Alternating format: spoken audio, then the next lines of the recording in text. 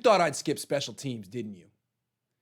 This series has reached its final stretch, and I could go straight to the defensive lineman and forget all about special teams.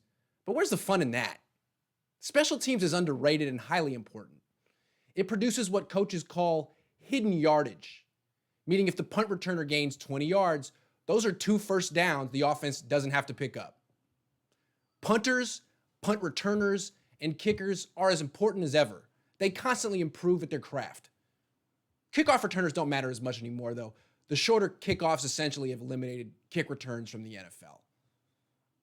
Now that we agree on the importance of special teams, let's rank the ones in the NFC West from worst to best. Johnny Hekker is a great punter. He averaged 47.4 yards per punt in 2019, third most in the NFL. And he also completed 2 passes for 28 yards. Opposing teams always must respect the fake punt when they face the Rams because Hekker can throw. The punt returner, JoJo Natson, also was good. He averaged 7.8 yards per punt return last season, 11th best among players who returned at least 19 punts. But the rest of the Rams special teams is no good. They gave up 8.26 yards per punt return in 2019, 12th most in the NFL.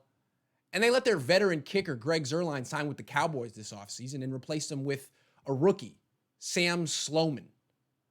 The Rams cut corners at the most crucial positions. David Moore is a capable punt returner, and Jason Myers is a decent kicker. Plus, Michael Dixon was an all-pro punter in 2018, and he's only 24.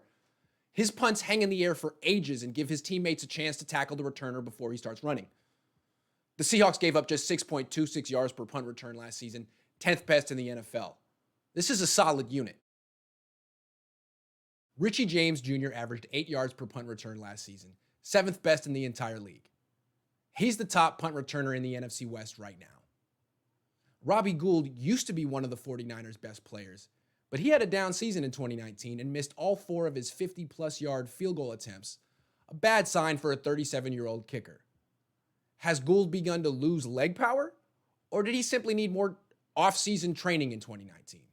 Remember, he held out of OTAs and minicamp to get a new contract extension. Mitch Wishnowsky is similar to Seahawks punter Michael Dixon, just not as good. Wishnowsky also kicks extremely high punts, but his don't travel as far, plus he's already 28. Wishnowsky averaged 44.9 yards per punt in 2019, the least in the NFC West.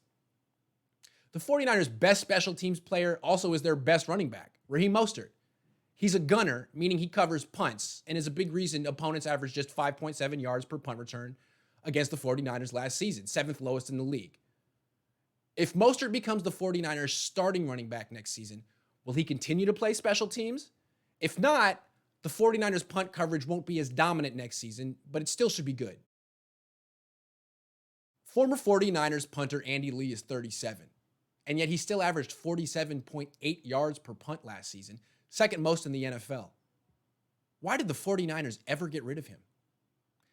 Pharoh Cooper is a good punt returner who averaged 7.6 yards per return last season. And Zane Gonzalez is an excellent young kicker who made 88.6% of his field goals last season, 8th best in the NFL. This offseason, Gonzalez was a restricted free agent, so the Cardinals gave him a 2nd-round tender to make sure they kept him, because he's the best kicker in the NFC West. Watch out for the Cardinals next season. They have good players in hidden places.